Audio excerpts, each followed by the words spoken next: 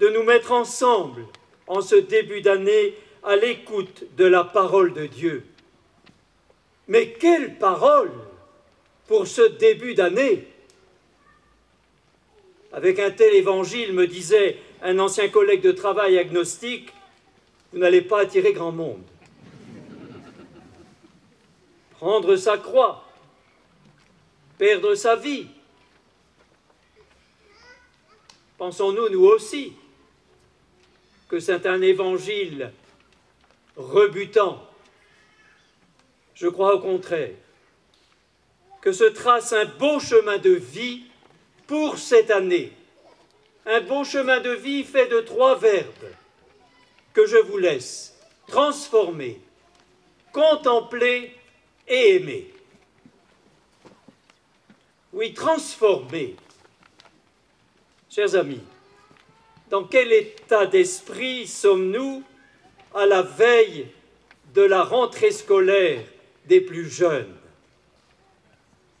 Je suis déjà fatigué, me disait un père de famille. Rien qu'à l'idée de recommencer. C'est une plainte à entendre. C'est vrai, les rentrées scolaires pour les parents sont énergivores. Reprendre les horaires du matin, relancer les activités de la famille, retrouver les dossiers non résolus du mois de juin. Chers amis, vivre un pèlerinage comme le nôtre, dans ce contexte, ce n'est pas de trop. C'est ensemble que nous abordons l'année. Nous nous soutenons les uns les autres. C'était si beau, ce pique-nique ce midi. 300 ou 400 personnes réunies. Cela me faisait penser à ce récit de la multiplication des pains dans l'Évangile, où tous étaient assis sur l'herbe et où on partageait ensemble le pain, mais aussi l'amitié, mais aussi la joie, mais aussi la vie. Mais il ne faut pas l'oublier, il y a aussi une plainte plus profonde, parfois, celle de Jérémie, du prophète Jérémie dans la première lecture.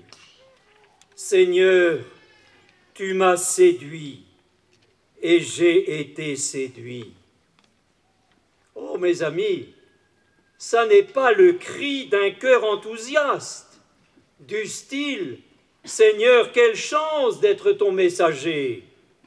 Non, c'est une plainte. C'est une plainte de Jérémie. « Seigneur, je me suis bien fait avoir par toi.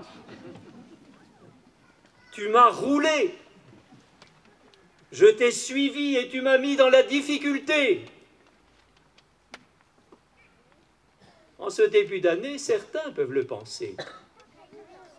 Nous, prêtres ou diacres, nouvelle année pastorale. Et en plus, l'évêque a cru bon d'y ajouter des orientations diocésaines. Ça n'est pas assez, la vie de la paroisse et les fruits du travail des années précédentes. Seigneur, où est-il? Il se fait attendre.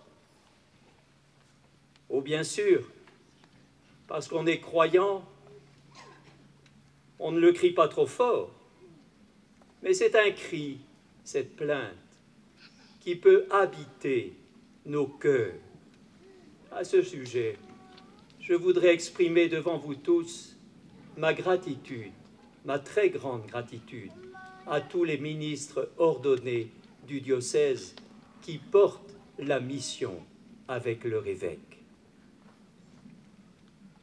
Mais alors, que faire devant ce contexte difficile? Que faire? Avoir les yeux fixés sur nos malheurs? C'est perdre son temps. C'est perdre son temps. Saint Paul, lui, nous invite à transformer notre manière de regarder et de penser. En partant, chers amis, en ce début d'année, en partant de ce qui nous tient à cœur, de ce qui motive nos engagements chrétiens aujourd'hui, nos désirs profonds, nommons-les,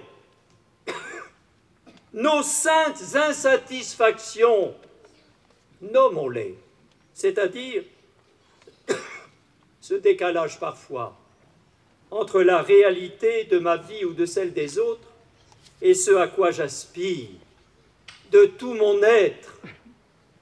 J'aspire tellement à ce que le Seigneur soit aimé. J'aspire tellement à être touché par la parole de feu du Seigneur, par son amour, qu'il guide ma vie, qu'il guide la vie de la paroisse, qu'il guide la vie du monde.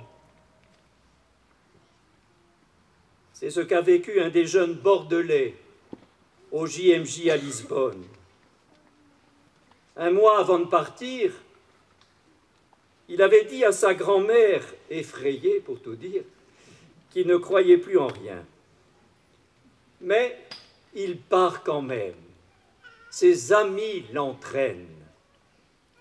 Or, lors de la veillée finale à Lisbonne, devant le Saint-Sacrement, il est saisi au cœur. Le Seigneur vient le toucher par sa parole. Sa parole était en moi comme un feu dévorant, car le Seigneur et son désir, c'est bien de toucher nos cœurs, nos personnes, de s'adresser à chacune et à chacun de nous et de guider toute notre année. Oui, transformer nos cœurs et contempler cet amour du Seigneur à notre égard, cet amour qui agit dans nos vies, c'est l'Évangile. Il est déroutant cet Évangile, chers amis. Voilà Simon-Pierre dans une posture bien difficile. Il est parti dimanche dernier, vous vous rappelez, il est parti tout feu, tout flamme. Tu es le Messie, tu es le Fils du Dieu vivant. Et voilà que ce dimanche, pour le pauvre Pierre, c'est une vraie remontée de bretelles. Non, maître ne va pas à Jérusalem pour y mourir, car c'est vrai, la croix nous répugne. Les disciples seraient-ils condamnés à être d'éternels masochistes ou bien d'éternels vaincus? Ça peut habiter nos cœurs. Et voilà la réponse du Seigneur, cinglante. Arrière, Satan. Tes pensées sont celles des hommes et pas celles de Dieu. Oh, la semaine dernière, oui, tu étais habité par les pensées de Dieu et tu as affirmé ta foi. Mais voilà qu'aujourd'hui, tu te laisses reprendre par les pensées humaines, trop humaines. Alors, Seigneur, quelles sont-elles, les pensées de Dieu? Les voici. Contemple la croix du Christ d'abord. Contemple l'amour qui va jusqu'au bout, qui est prêt à tout pour sauver ce qui était perdu. Lui, le Christ, ne regarde pas à la dépense, il ne calcule pas, il regarde l'homme qu'il veut sauver. Il prend sa croix sur ses épaules parce qu'il nous aime. Parce qu'il nous aime. Les premiers chrétiens, chers amis, j'aime me les rappeler, nos frères et sœurs chrétiens d'Orient, les premiers chrétiens avaient une horreur de représenter le crucifix, le Christ en croix. Le premier crucifix, on ne le trouve qu'au IVe, 5e siècle. On n'aimait pas représenter le Christ en croix. Alors, on représente la croix glorieuse d'abord, avec des pierres précieuses à la place des plaies, parce que c'est notre foi, c'est la croix du Christ, ressuscité, vivant et vainqueur. C'est cette croix-là que nous regardons. Les maîtres verriers de nos cathédrales gothiques ont souvent représenté dans les vitraux la croix avec la couleur verte, comme ces arbres. Gardons-les en mémoire, ces arbres, parce que la croix avec la couleur verte représente l'arbre de vie. C'est l'arbre d'où part la vie. Le message est clair. Les maîtres verriers l'avaient compris.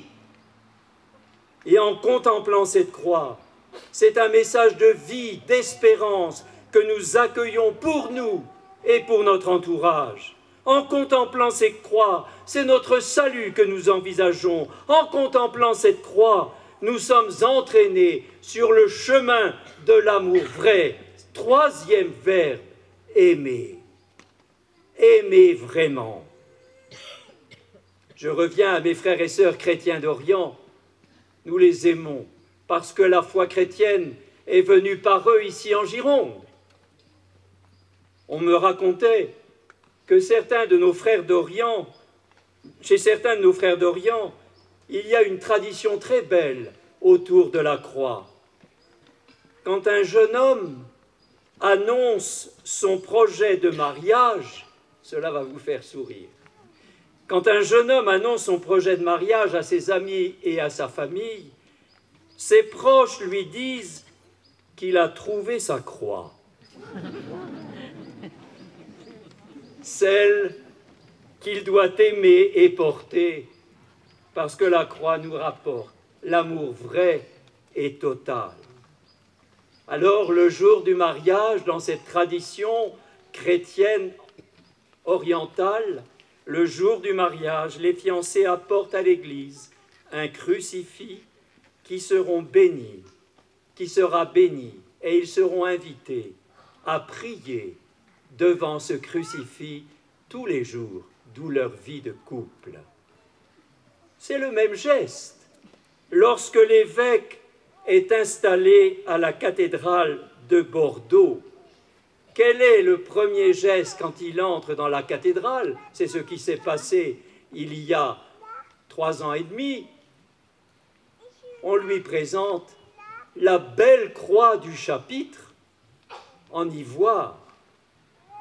Et d'une certaine manière, on lui dit à lui aussi, l'évêque, « Tu as trouvé ta croix, le diocèse qui t'est confié. » Et on peut dire que les gens on leur dit la même chose. Regarde bien l'évêque, tu as trouvé ta croix avec lui. Embrasse la croix. Et nous la prenons, cette croix. C'est un acte de foi. En l'embrassant, nous disons que l'amour peut faire toute chose nouvelle. Unis à l'amour de Jésus en croix, toute cette année, nous ne laisserons plus la rancune envahir notre cœur, pas plus que la haine, la jalousie ou les médisances. Voilà la croix. Nous chercherons à aimer comme Jésus a aimé, gratuitement, toujours en premier, en servant, en pardonnant sans relâche. Voilà la croix. Nous donnerons tout, parce que c'est ainsi que l'on est vainqueur. On ne sauve sa vie qu'en la perdant, qu'en la donnant à fond perdu. Voilà la croix. Nous participerons à la victoire de Jésus sur le mal par la poids d'amour que nous mettrons dans nos relations. Mais, tout cela ne sera possible qu'en regardant l'amour de Jésus sur la croix, l'amour de Jésus pour nous. Cela ne sera possible qu'en venant à la source, à l'Eucharistie dominicale.